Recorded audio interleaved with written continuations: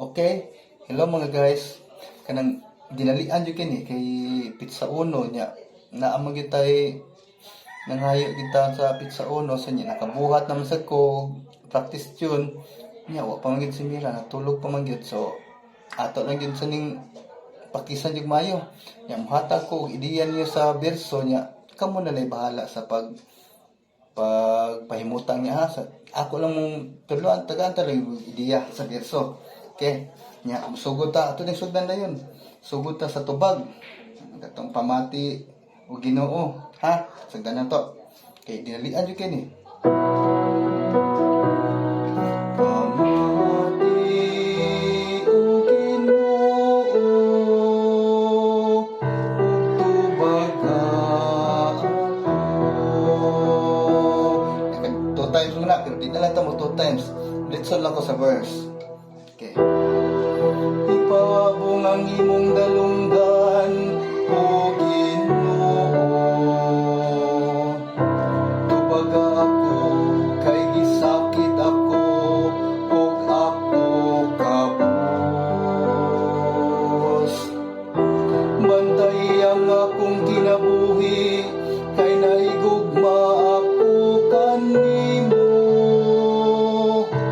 Luwas ang imong sulugoon, nga nagasali kanimo.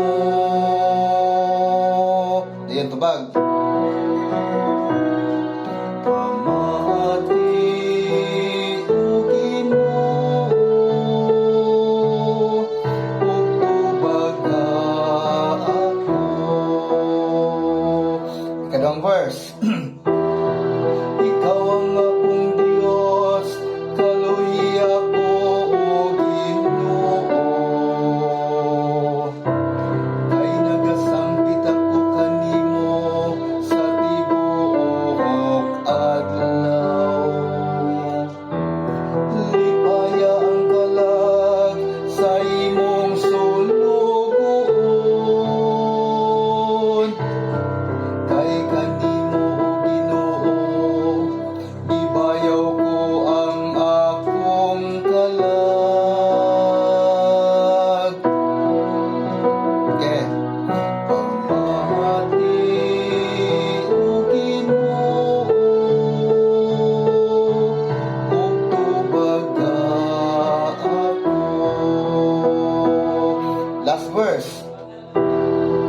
Kay ikaw, Ginoo, maayo og mapasayloon.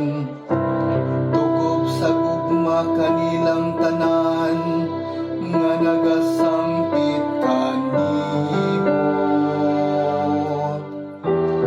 Pamati o Ginoo sa akong pangamuyo.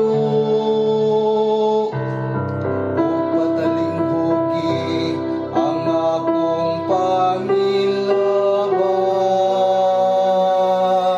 Okay, tabag. Pamati o Ginoo,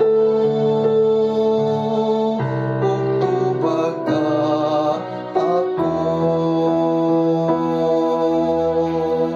Okay.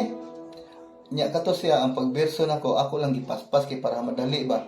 Pero kung kamo na ni mo perform, pwede na niyo hinayon. Example, primero. Atong primero. Ana. Ako itong gipaspas pero atong hinayon sa usa lang, sample lang gid sa usa ka verse ha. Nga pwede niyo hinayon. Ipabong ang imong dalunggan, O Ginoo. Tubag ako, kay gisakit ako, ug ako kabus. Pwede niya na yun.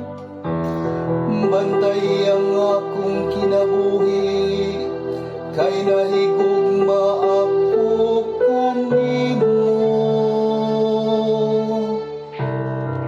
Ug luwas ang imong sulugoon, nga nagasali kanimo. Ana, pwede na gid. Nga, pwede sa hinayon niyo ang tubag, hinayon sad. Okay. Pamati o Ginoo, ug tubag ka ako.